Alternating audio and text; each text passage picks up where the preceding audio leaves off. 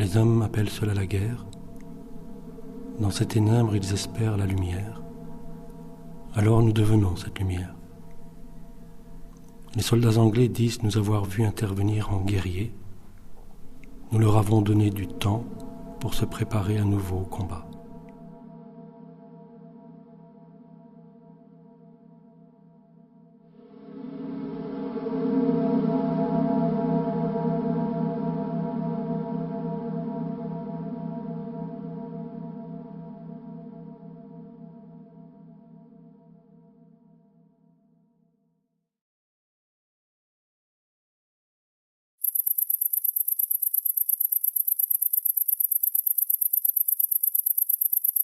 Une petite ville de Belgique, à quelques kilomètres de la France. Les canaux contournent la ville de Mons depuis le XVIe siècle.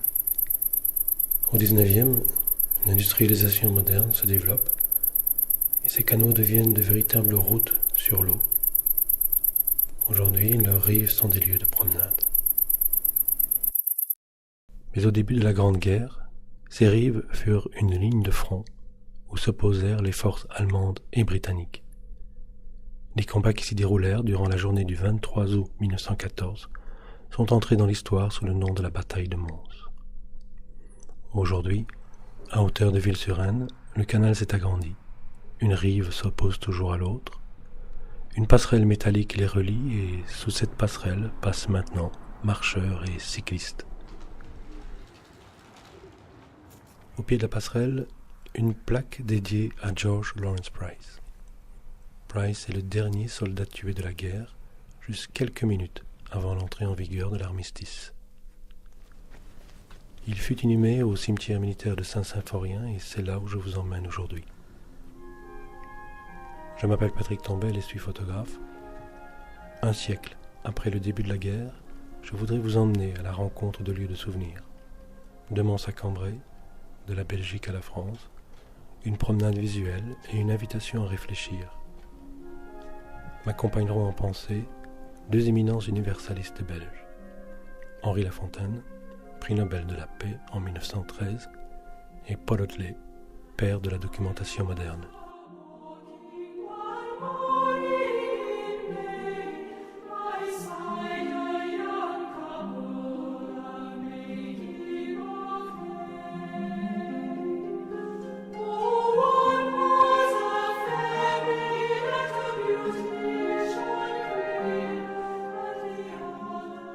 Le terrain accueille les 431 soldats tués lors de la bataille de Mons. C'est à cette époque que naquit la légende des anges de Mons. Les anges, descendant du ciel sous la forme d'archers, auraient permis aux Britanniques, largement inférieurs en nombre, d'échapper à l'anéantissement total.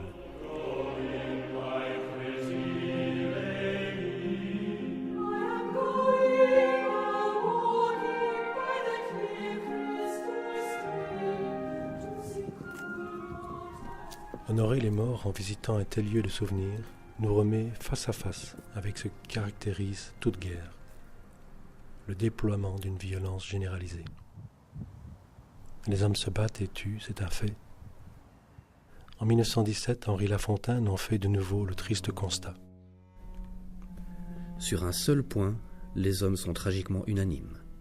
Tuer.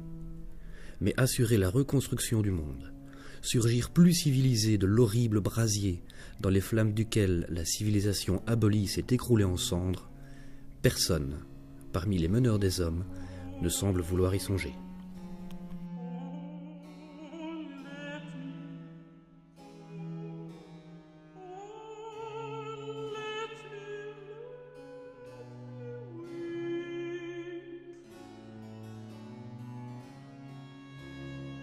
En marchant dans les allées de ce cimetière, des noms et l'histoire de leurs morts m'invitent à faire une pause.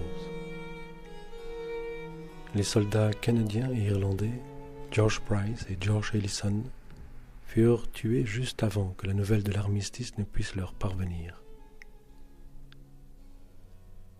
Le lieutenant Maurice Dease fut tué en défendant le pont du canal de Nimy.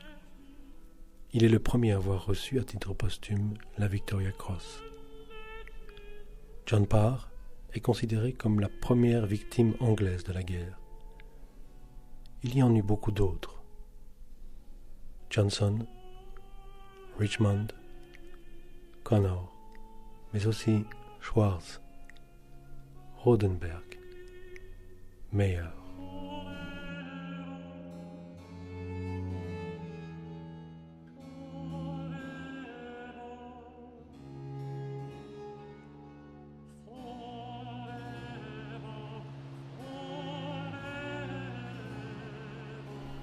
Face à l'ampleur de la catastrophe, Henri Lafontaine met en garde les pays ennemis contre l'aveuglement nationaliste à l'origine du conflit. Cette guerre ne peut finir comme les précédentes sans un changement, au niveau mondial, dans les relations entre les peuples.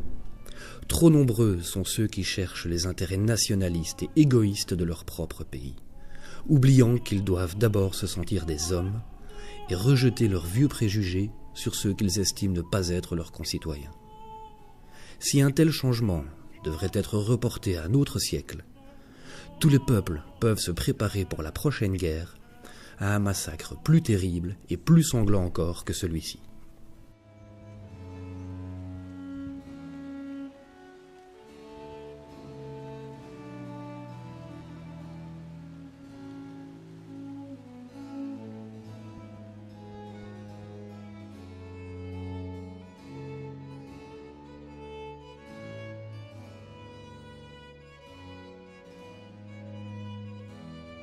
Paul Otlet, documentaliste et homme de vision, est un ami de La Fontaine. Voici ce qu'il dira sur l'avenir des pays en guerre. Pour ma part, et tout en me joignant à l'effort militaire des Alliés, j'ai dès les premiers jours de la guerre pensé qu'il fallait concentrer mes efforts et ceux de mes amis qui pensent à l'avenir sur l'établissement d'une société des nations, organisation non pas vague, quelconque, purement verbale, mais basée sur une constitution internationale définissant les droits en organisant les pouvoirs mondiaux.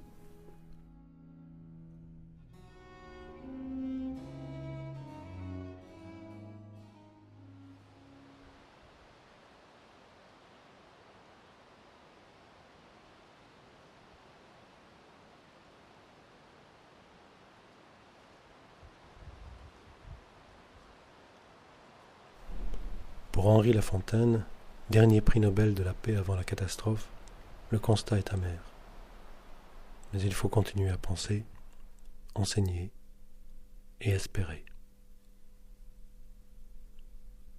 La civilisation mondiale est le résultat de la coopération entre toutes les races et tous les peuples. Les gens doivent savoir, comprendre et s'apprécier les uns les autres. Cela peut se faire et doit donc être fait.